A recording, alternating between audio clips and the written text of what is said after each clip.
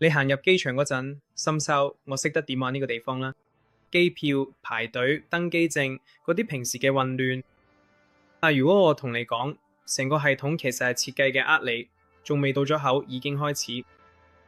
佢嗰啲親切笑容同閃令，令自助機背後，航空公司同機場其實有本無聲劇本，入面充滿咗陷阱、誘因同埋靜咗佢嘅圈套，決定你係順利過關，定係起飛前已經蝕咗幾百蚊。呢啲就係佢哋最唔想你知嘅秘密。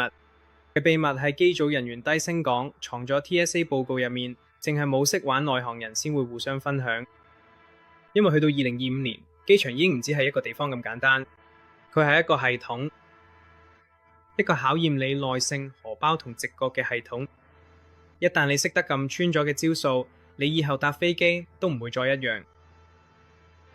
第一個秘密，航空公司最唔想你識多出口路陷阱。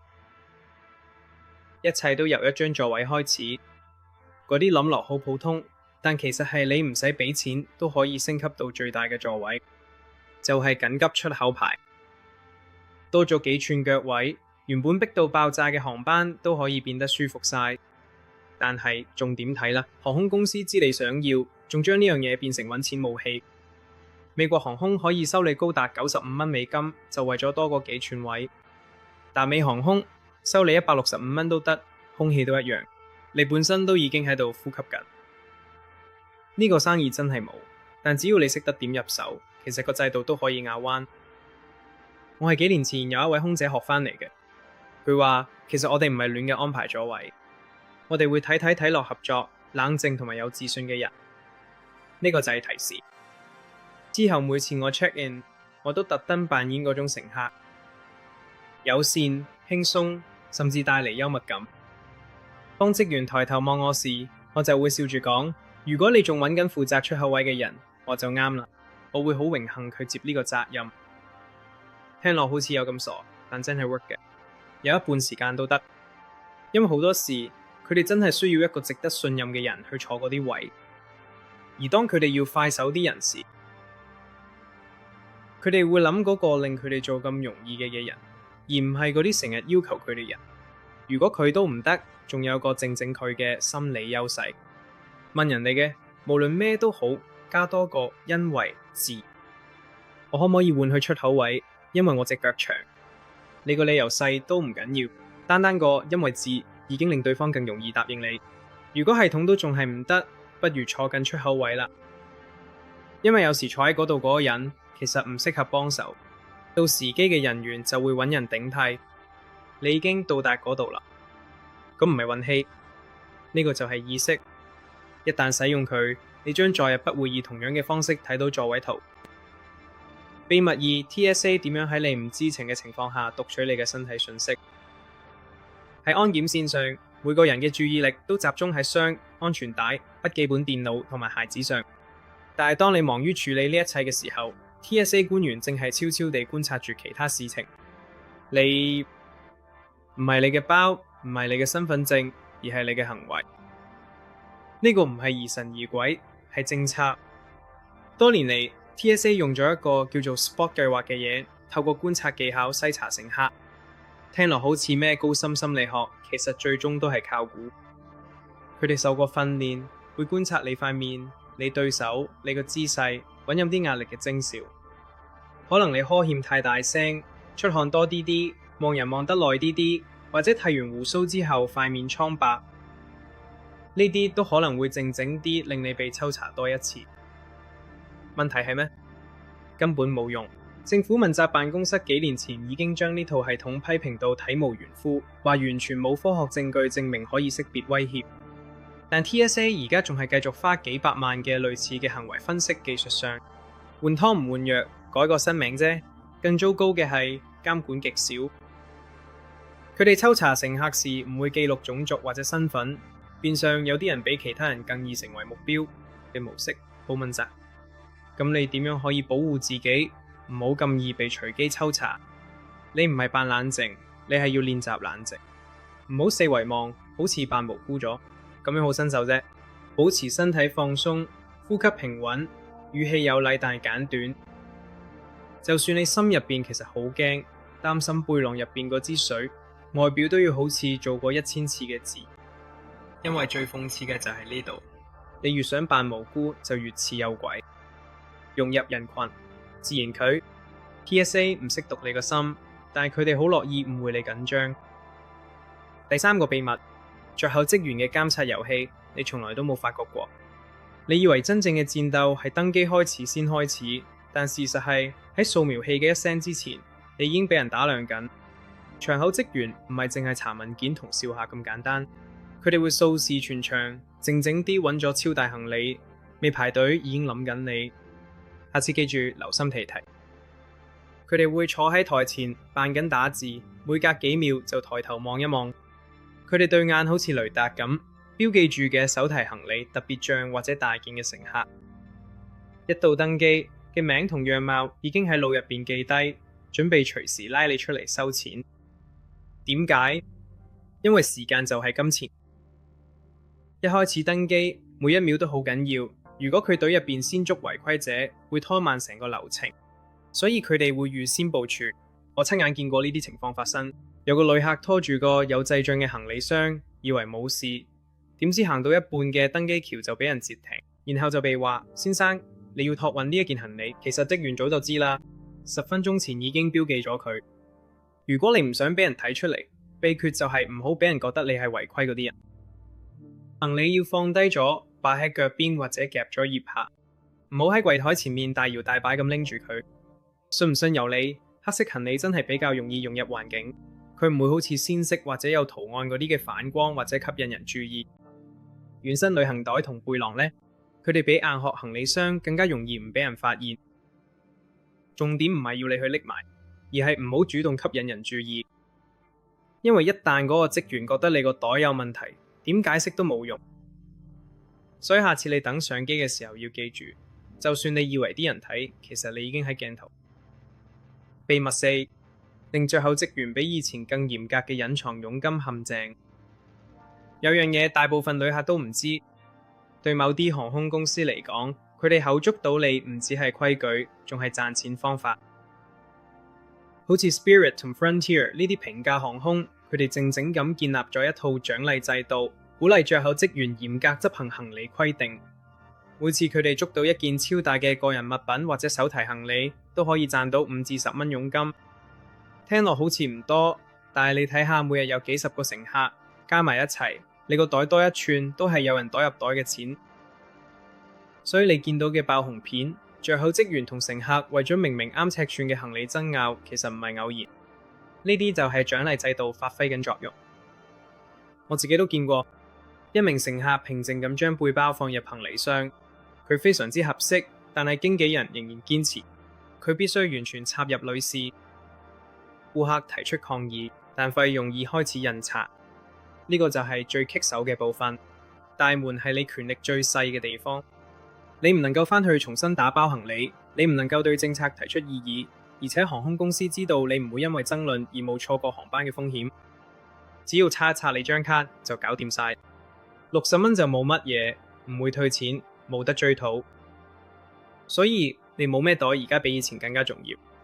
一個細細嘅簡約設計，特別係可以好似行李箱咁打開咗袋，唔單止幫你收拾得精明嘅，仲會由任何角度睇落都好似合規格咁。軟身邊位同埋深色布料裝滿都會咗落細嘅，因為去到2025年，執行行李規定唔淨只係守規矩咁簡單，其實係為咗觸發獎金制度。而贏呢個遊戲最簡單嘅方法就係一開始都唔好俾人發現你。第5個秘密，新手卡檢查錯誤，每年令旅客蝕咗幾百蚊。呢個陷阱連有經驗嘅旅客都會中招，自願檢查行李陷阱。成件事發生得好快，你根本未意識到已經將你旅程嘅主導權交咗出去。你企喺着口旁邊，金屬量尺寸箱就喺度，好奇心一時衝上嚟，你將個床擺入去試下啱唔啱尺寸。就係嗰一刻，職員隻眼好似鷹咁盯實你。大錯特錯，你一自願去試過佢，已經俾咗權力佢嘅話，唔好意思，唔啱尺寸，要託運啦。就算只係超咗少少，都要罰你60到100蚊，你點講都冇用。唔係佢哋揾到你，係你自己送上門。聰明嘅做法就係除非真係必要，千祈唔好主動佢個攞出嚟俾人查。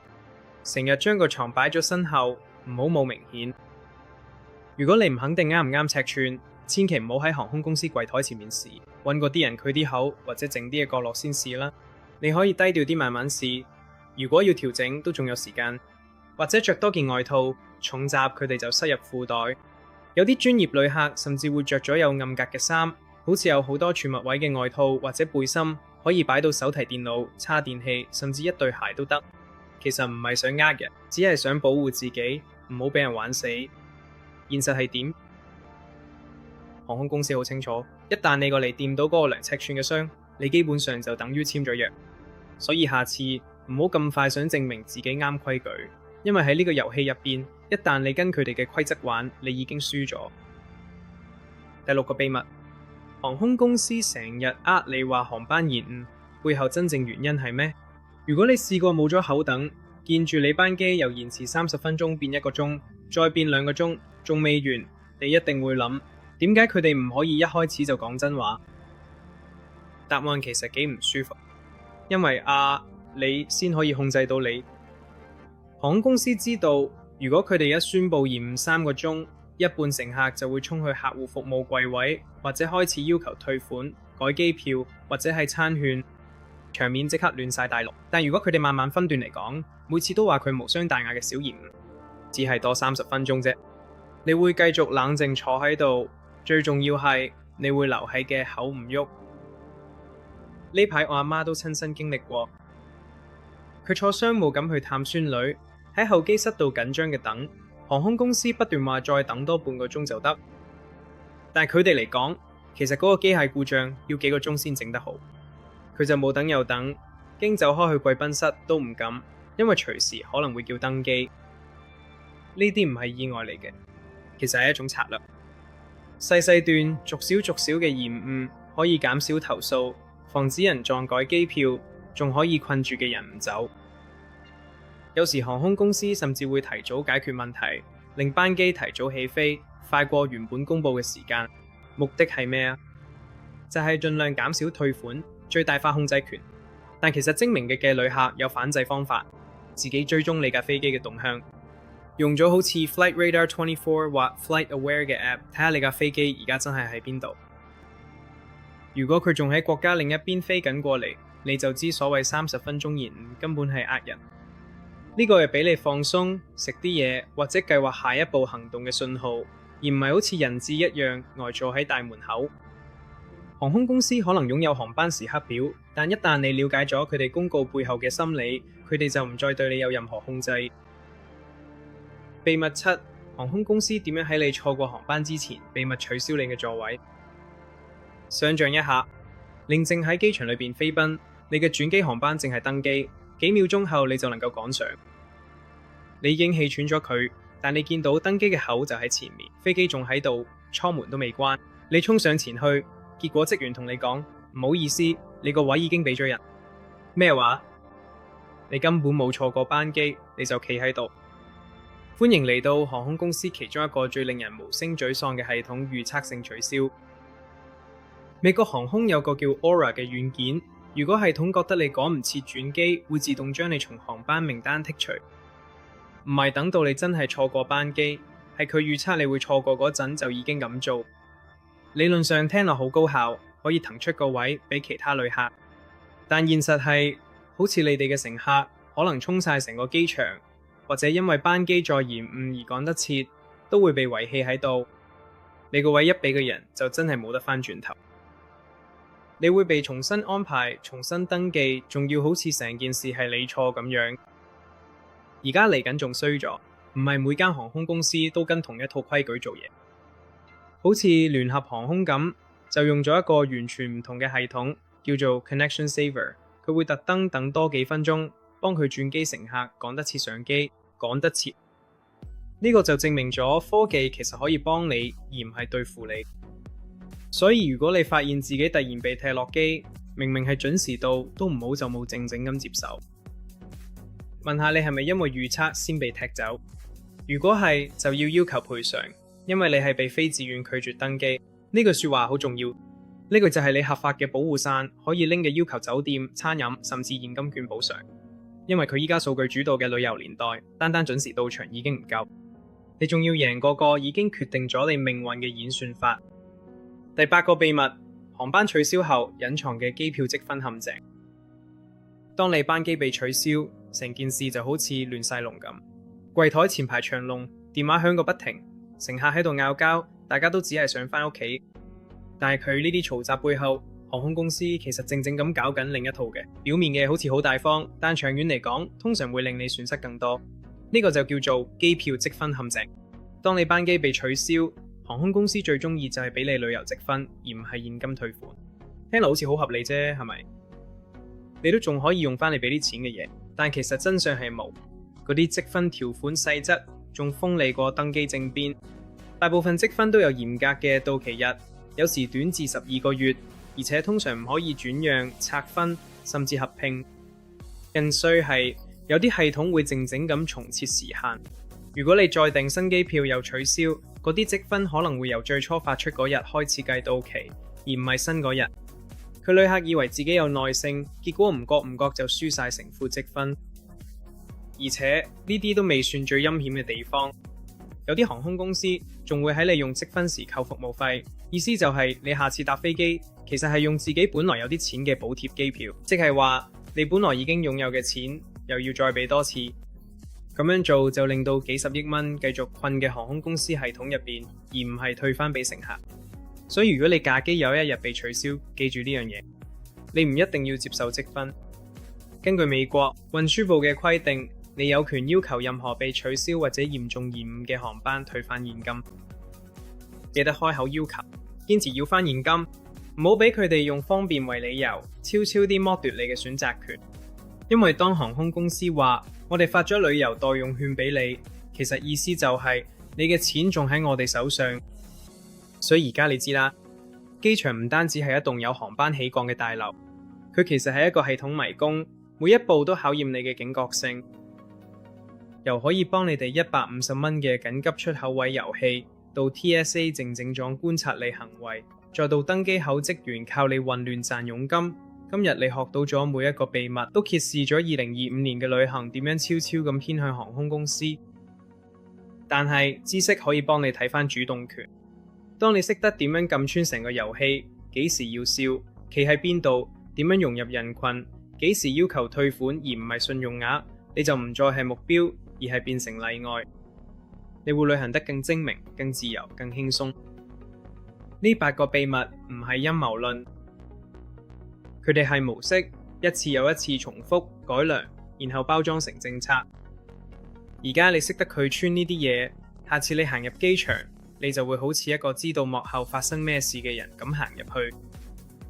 所以下次搭飛機之前，記住將呢條片 share 俾成日要俾行李費或者成日趕唔切轉機嘅朋友，要俾佢哋知道呢啲唔係衰運，係成套系統嚟嘅。